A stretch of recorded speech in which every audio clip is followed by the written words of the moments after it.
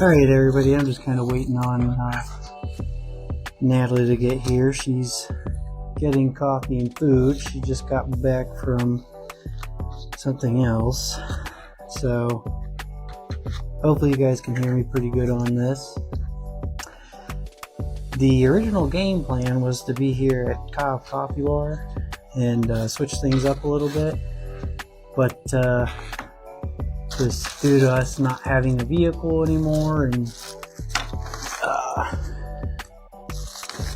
other things going on and kind of being reliant on other people, kind of didn't go as planned. But we were just going to have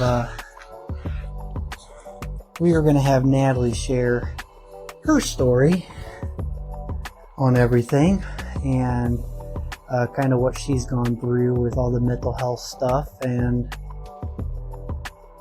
how she's approached it, how she's grown with it, how she is currently in her recovery with it, things like that.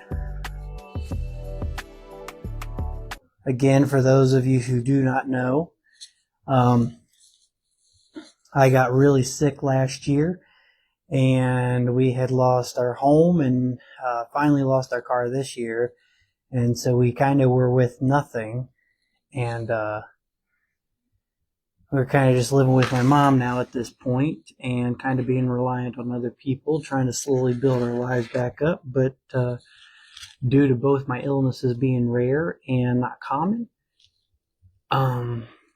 it's just a very slow process to get back up and running. So we're slowly working at it. It's just going to take time. But all this stuff we're doing here with the peer support group stuff is kind of building into what we're doing with the nonprofit stuff, and which is savehealgrow. You'll see a lot more of that into next year as we make everything public. I have actually just recently embarked on the journey of becoming a certified peer support individual, so that way not only myself but our location and stuff like that, once we get one, can be certified for people who are going through mental health or mental illnesses and addiction recovery, and they can come to our place because we will have certified people there that can help them through their journey and help them succeed, which is kind of part of what we're doing with the nonprofit anyways. So okay. What was our Wi-Fi code? Okay. So Natalie is now here with the baby. So I'll give the mic over to her, and hopefully this thing's still on and working correctly, and we'll let her share her story for the time that we're going to be doing this. That's fine. There's pieces and stuff that'll get edited on the YouTube one. Facebook is always live, raw, and uncut. Okay. Alright, well, here, let's get that.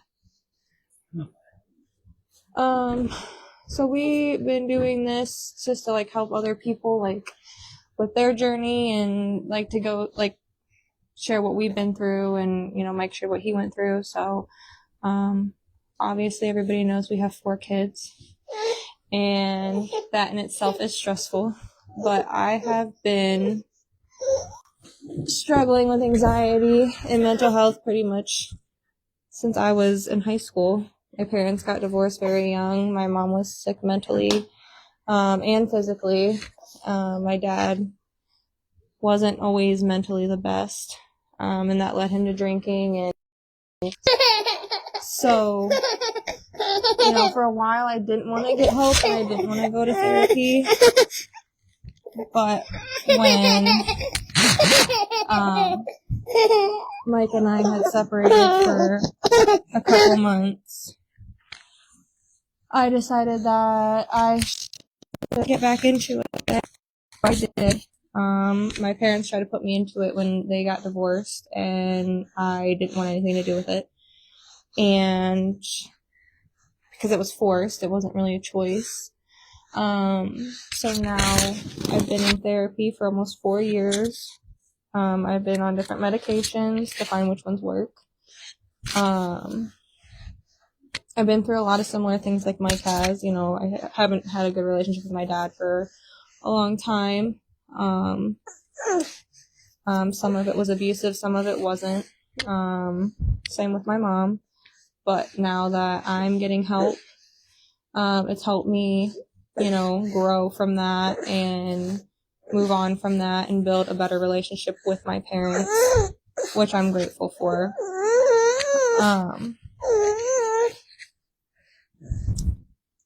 You know, it helps me be a better mom and a better spouse as well, because I don't want to raise my kids the way I was raised, and I know Mike doesn't want to raise our kids the way he was raised.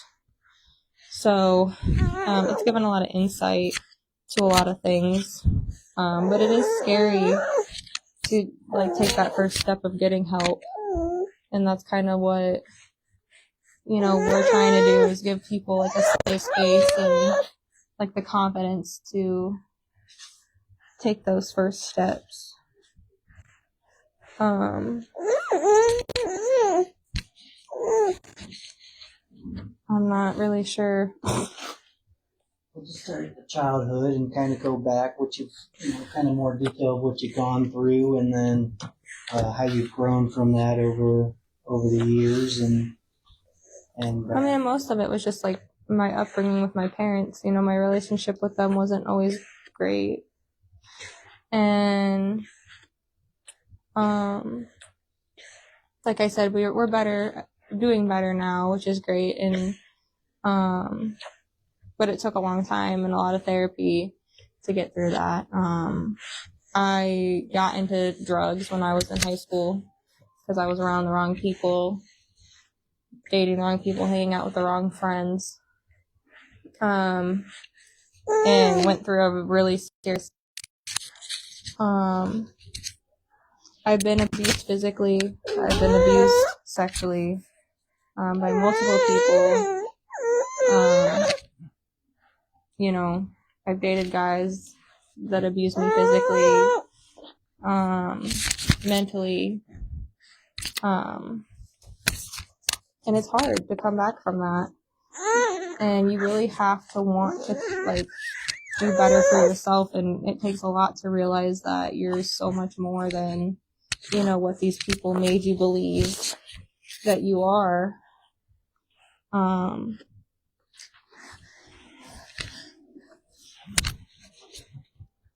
But my story is not as big and fancy as some, but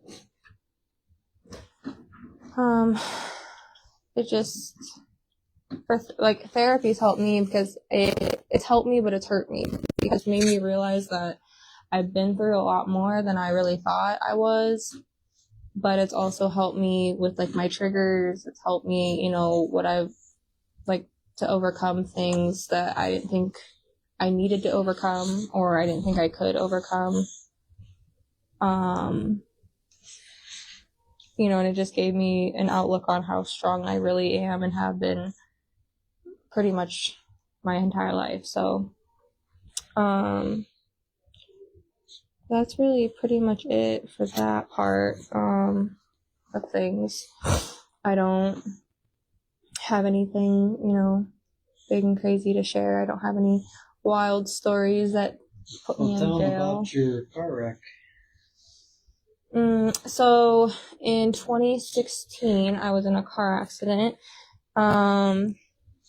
with one of my best friends, and he went out the windshield, and I broke my nose and totaled my mom's car. We rolled it.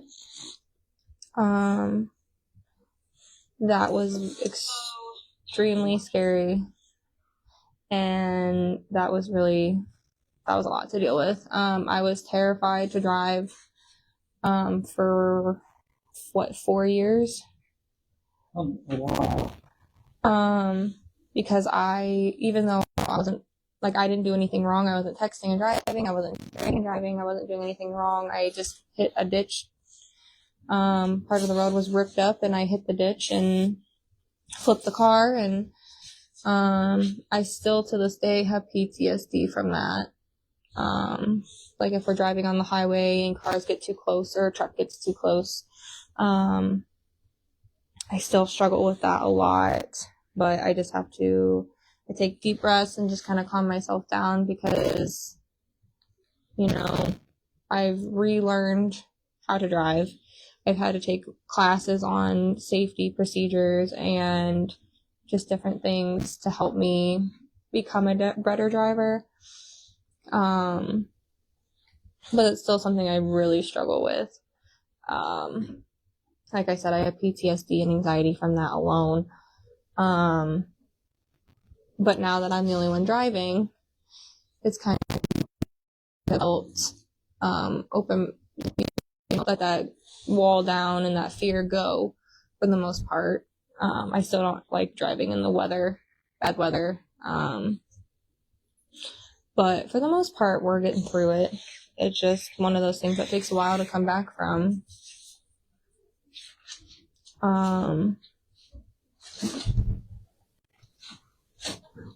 And again, that's something that therapy has helped me with, getting through. What are you doing? A big one is when we had Kinsley, giving birth. That was horrible. Yeah. I almost died giving birth to our oldest child. It was a high-risk pregnancy. She was very small and not growing properly, and I woke up bleeding, and I had there's snacks in the diaper background. And I went to the hospital. They checked everything, said everything looked okay. And then I had some testing I needed done, so I was supposed to go back in the morning. Woke up bleeding again, went immediately back to the hospital, and they said that something wasn't right, something was wrong, my blood pressure was too high, and I needed to have my baby. So they induced me. That happened on a Friday. I got induced on a Monday, which was like the worst possible day because Mike was he was working for Kimball, so his trash route was the furthest away at that time. And thankfully they were able to wait until he was on his way. And they did my epidural, and I had her 6 hours later, which was easy peasy, but after that things kind of took a turn, because I had placenta abruption and I was hemorrhaging, and they didn't know that I had hemorrhaged until it got really bad. So then I was bleeding and they weren't sure why or what to do, and I had to have a manual DNC done. I don't remember a lot of our hospital stay because I was just so out of it, and had to get a blood transfusion and all that. But that's something that has really stuck with me pretty much since then. Obviously it's huge, but like every time we find out that, you know, we've been blessed to have more children, it's always just kind of in the back of my mind that something like that could happen again, because that's like really big. And it gets worse than that, but not much. But thankfully we've had pretty smooth sailing pregnancies and labors and deliveries since then.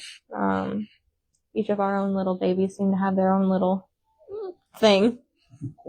Yeah.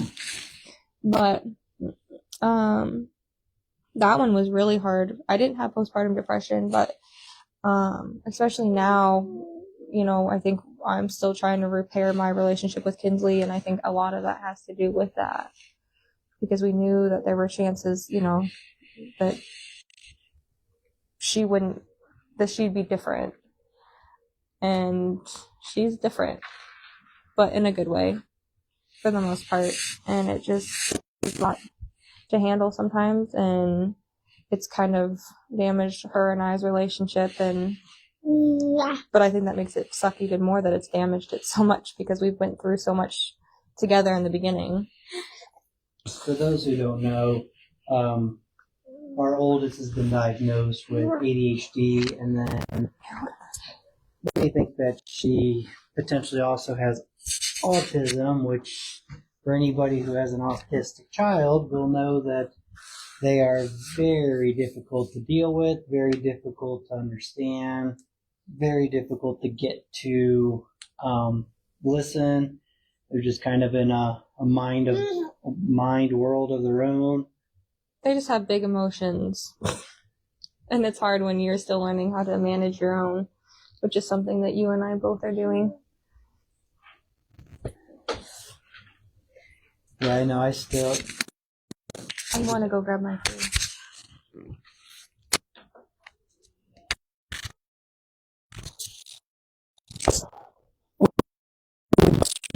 with our anger and like that, and we're not being violent.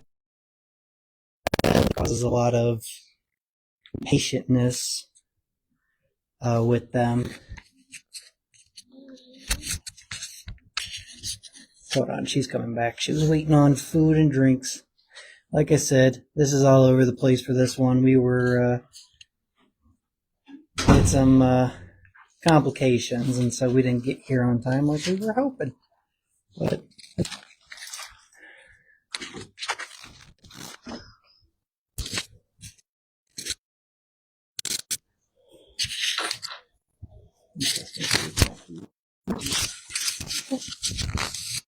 yeah, this is new for all of us, so we are learning as we go, and hopefully people will start coming out more. We can learn together. Because I think that'd be fun to have good conversation with people and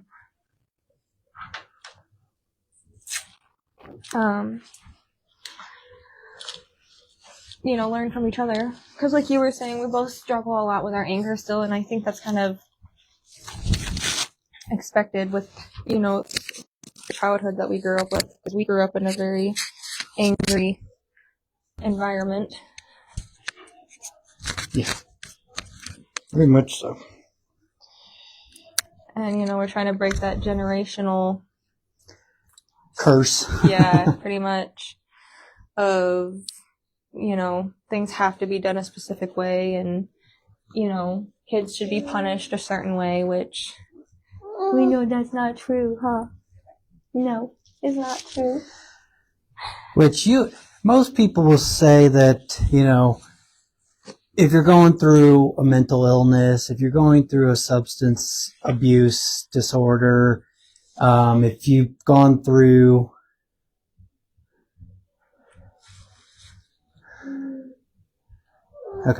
we had a delay.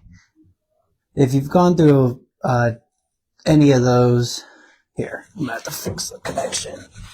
I should change it to Wi-Fi. If you've actually gone through any of those, or gone through it with a family, then you know that takes a lot on you, takes a lot out of on you. I hope. There we go. Now we got you guys back. Nope. Get it off the buttons. There.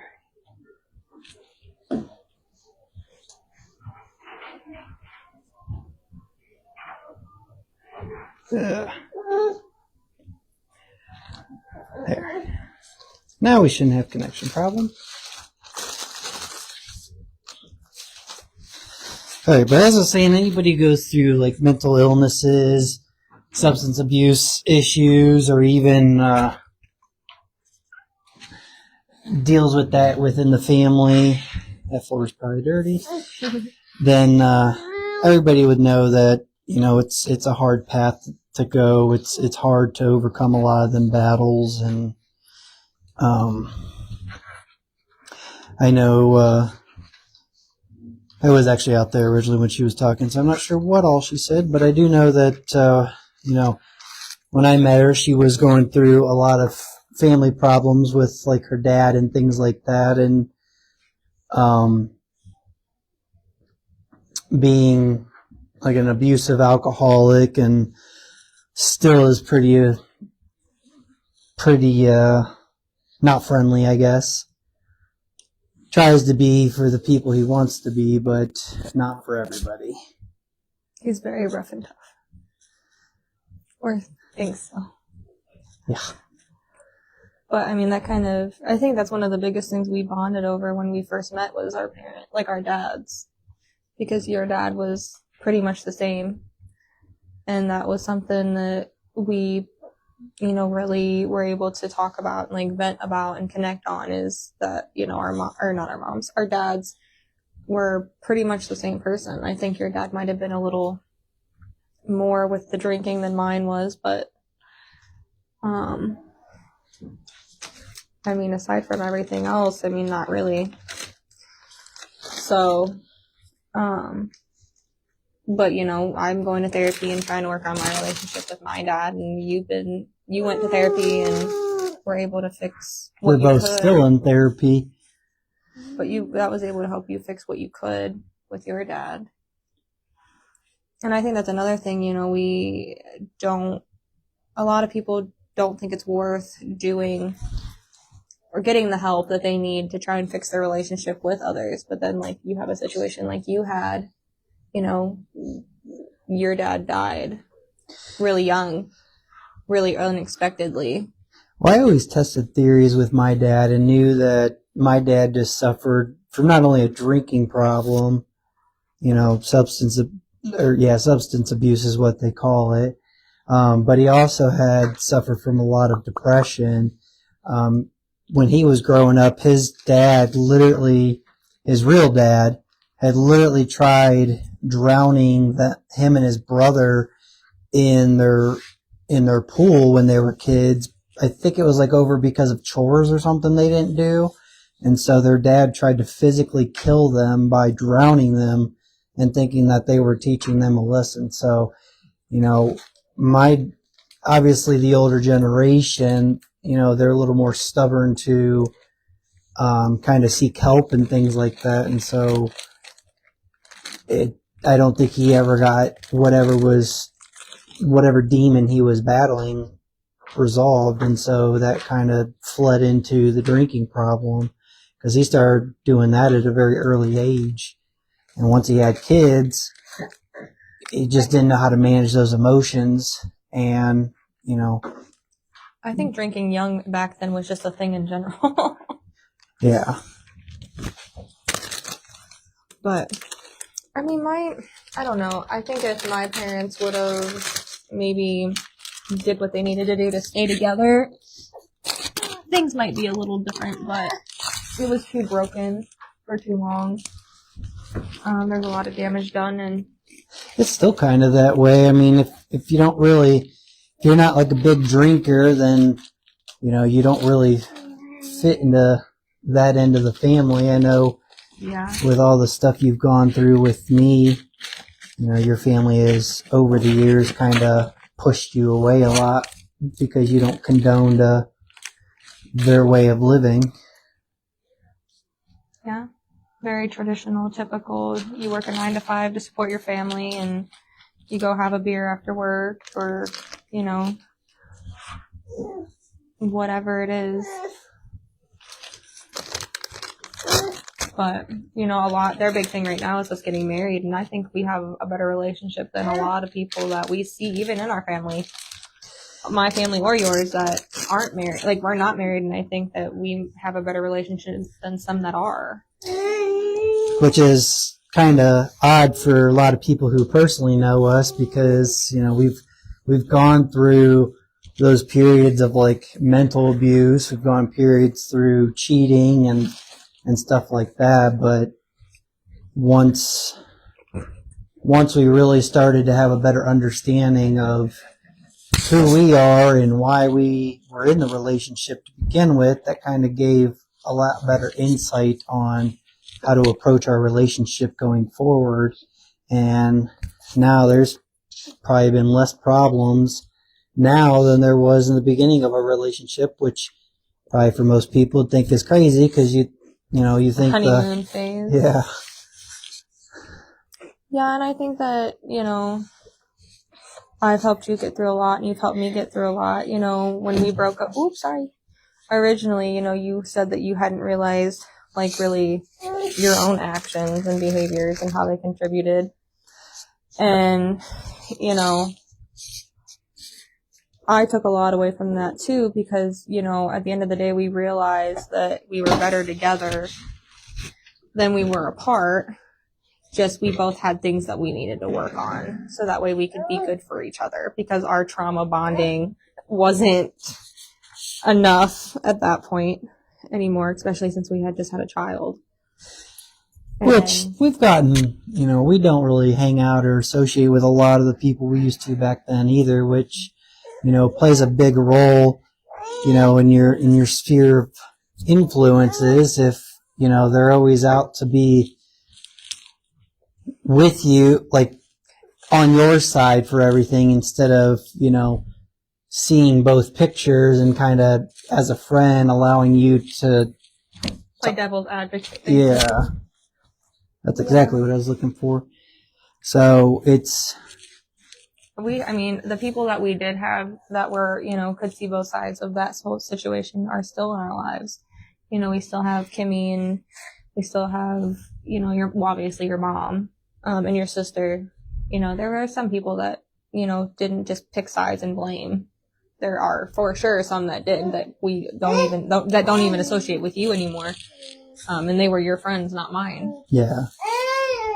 Yeah, there was a lot of people that also kind of stopped being a part of our lives when, we went through the whole cheating situation and stuff, just because people didn't understand it. But, it wasn't even that. It was after we got back together. Yeah, true.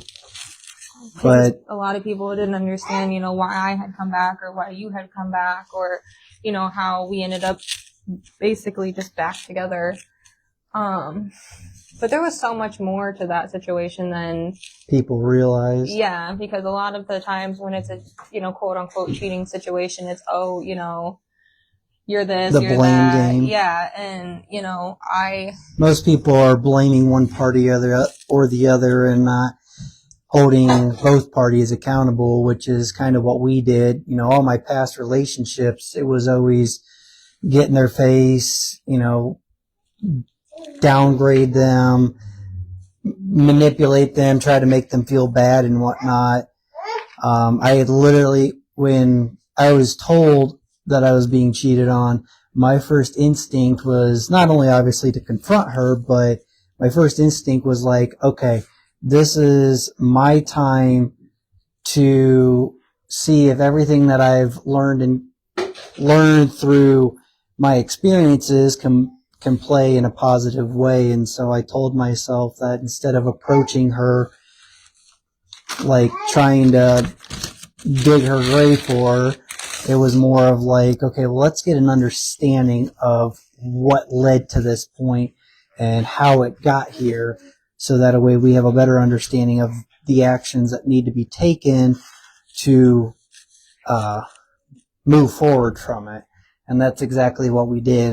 We spent almost a year apart, but, that was a lot of her living and learning through a lot of different things that she chose, and I lived and learned through a lot of different things I chose to go with my path. And I think it better suited the both of us at the end and allowed us to take a path that we weren't originally ever okay with taking. But after that experience, we then had insight and were okay with it, and probably been the best thing to ever happen. Yeah, you tell them. Yeah, because a lot of people in that situation would have started screaming and yelling and fighting and crying, and yeah, that's which is usually how it went. Yeah, and the situation itself was completely opposite. We actually sat down and had a conversation about it, and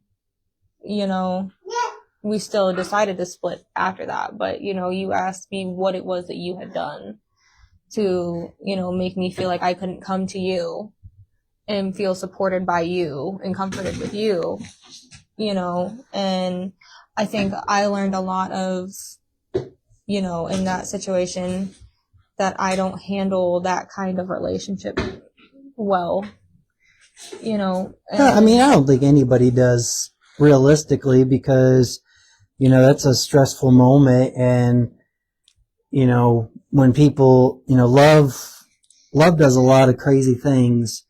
And once you truly feel that feeling inside of you, it just becomes like a gut-wrenching feeling the moment that it doesn't go the way you were hoping for. So, well, and I think, you know, your parents stayed together whether they should have or not, but my parents didn't. And that's something that I'm still working through. You know, the whole Aaron situation is still really hard for me. And, you know, my dad was with, you know, my brother's mom and, you know, other girlfriends. So there was no real consistency of what commitment. From the conversations, if it was a girl in the town, then he was probably with her. That's the joke, yeah. So if you're from Cuyahoga Falls watching this, you know who my dad is. But they, yeah, I mean, I wasn't able to really learn what like a stable relationship was. And that's what it always was with my, you know, at least with my dad, which is who I lived with a lot of the time because my mom was sick, is you run. Yeah. And until he got with Jody, which is my stepmom, we have a little baby that just farted. Oh my gosh. Yeah.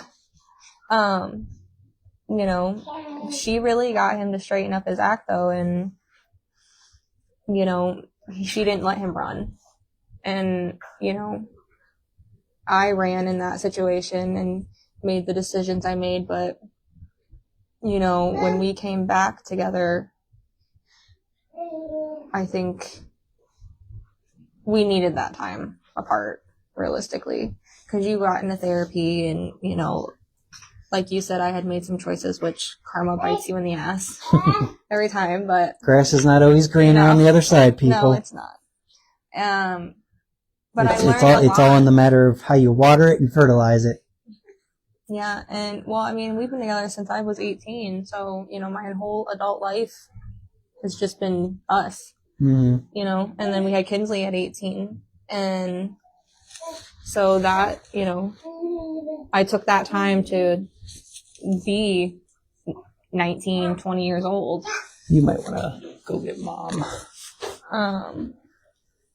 Yeah. Okay, guys, sorry. I'm out. I gotta go make a pickup. Hang on. Are you drinking coffee? I'm drinking coffee. Yeah, I'll kind of just ramble a little bit with you guys, and then I feel like this video is so all over the place. But probably the day ended up being all over the place, so it's okay. Let me get this one turned off. And that one's off.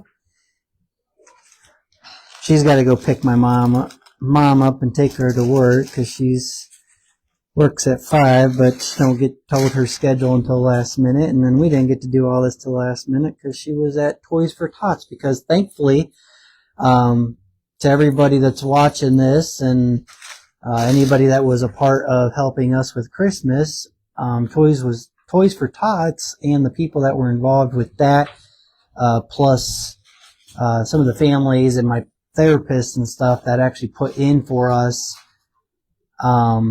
had actually blessed us with the opportunity to be able to have Christmas with our kids because, my mom and her mom would have helped out.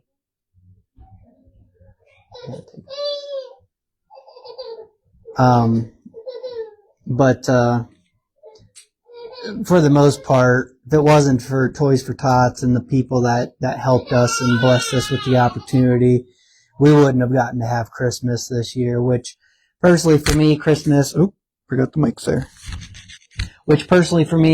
is not about the gifts. It's about the love, sharing of traditions, and being present with the family. But obviously when you have young kids, that's kind of a big thing. So, and our daughter already dislikes us right now anyways, because, well, we're mom and dad. So, and yeah, so. But I think I'm going to wrap this one up. I'm going to probably record a couple more things for the YouTube channel, or for the nonprofit, since we're in this nice fancy room. But, honestly, we're probably going to start having these down here at Cov Coffee Bar, at least until we outgrow this room. So that a way, for anybody who does come, then, well, you can enjoy coffee and food while you're here. Yeah, you'll probably have to grab the kids. But we'll probably start doing it here at the coffee bar and doing it like that for now. This room holds up to us 2 plus 8 other people, so 10 altogether. So, we'll just do that for now. And I'm going to fix this camera real quick, so it's directly on me.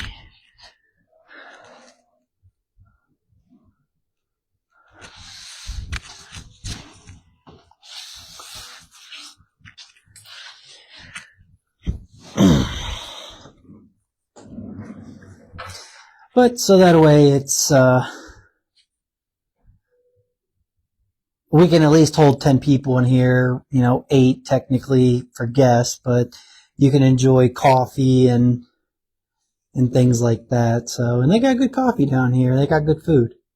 So, no complaints. And then we'll just go back to the library or whatever. Next year, when we make everything public, we're actually looking for commercial space. So if you know anybody that leases commercial places, then shoot them my way, because I'd love to look at some. We're actually trying to get into an actual location, which would be nice for this, because then we can hold them every week, consistently, steadily, and on the same day. So that would be nice. And actually have our own spot where we're not on a time restraint or anything like that. So, the manager of this place is actually super nice guy.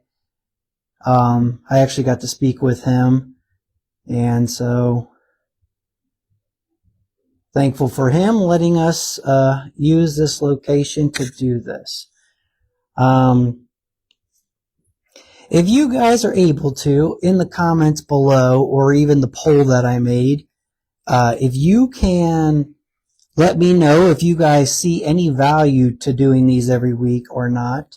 I know a lot of you guys are on there watching on the feed, and we get a lot of people that watch the recorded feed throughout the week and stuff. So we have a lot of people on the feed, but we don't have the people coming in here being a part of all this. And I always like to express that, it doesn't matter what you're going through in your journey. We welcome all walks of life, all ages. Even if you got kids that want to come down here and share their stories of what they've been through, or be more open with their parents, things like that. I know that's probably going to be a little bit harder for them to do, but they are welcome to do that. We don't limit anybody from sharing their story. And if sharing your story isn't something that you feel confident in doing, not a problem with that. At least still come be present with us. Enjoy being around like-minded people, other peers, going through mental illnesses, because it's a very real thing and we all deal with it. So the whole point of this nonprofit is to actually reduce that stigma behind it, so people are more comfortable with it, because there's nothing to be scared about. We'd have better places to live and a lot less violence and crime if people felt more comfortable. And after going through the peer recovery stuff, all the classes for it, I've actually learned through there that seeing a counselor can actually be more damaging at times. So, with that being said, a peer support area would be even better for that. So we just want to encourage everybody and help them through their journey as much as humanly possible. And if you're afraid of coming because you think that I'm going to make you speak, that's not even the intention. That's why I ask when you even join the group if you're even comfortable with it, so that way I know the people who are and are not, and I can kind of keep a record of that in case they do show up to these. Then we know who we can listen to and have stories shared. So I think that's probably about all I got for this one. My apologies for this one being all over the place. I know this is the first time Natalie's ever actually spoke in front of a camera and on mic and all that stuff. So, she didn't quite share the story because she didn't have her notes with her like she wanted. So she's kind of just going free flowing it basically, which that is not the way she operates. She does a lot better with structure and a plan in place. So, she still did very good with what she did do, but I know she's missing a lot of details, that she wanted to originally share. So we'll probably have to have a redo with her, so that way she can have her notebook and, her actually be prepared like she wanted to. 'Cause she literally came from Toys for Tots, had to rush, get everything out of the car, get the baby in the car seat and in the car, and then hurry up over here so we could do something for you guys, before my mom had to go back into work not too long after that. So God bless her and running around like a chicken. So, but let's see here. I'm going to actually have my computer out, see if I don't think anybody's commented anything. And running around like a chicken. So, trying to look to see if actually have my computer out, see if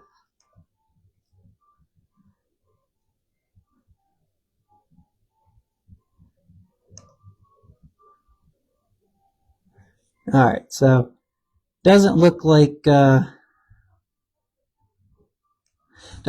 anybody's posted in the chat, but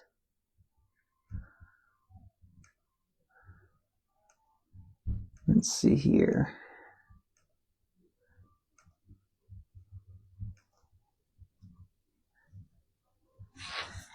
But if you got any questions, I will stay on here for a couple more minutes and see if anybody's got questions, since I can see them right now. And just wait for that. And if nobody's got questions, then we're going to wrap this up, and this will just be a shorter one.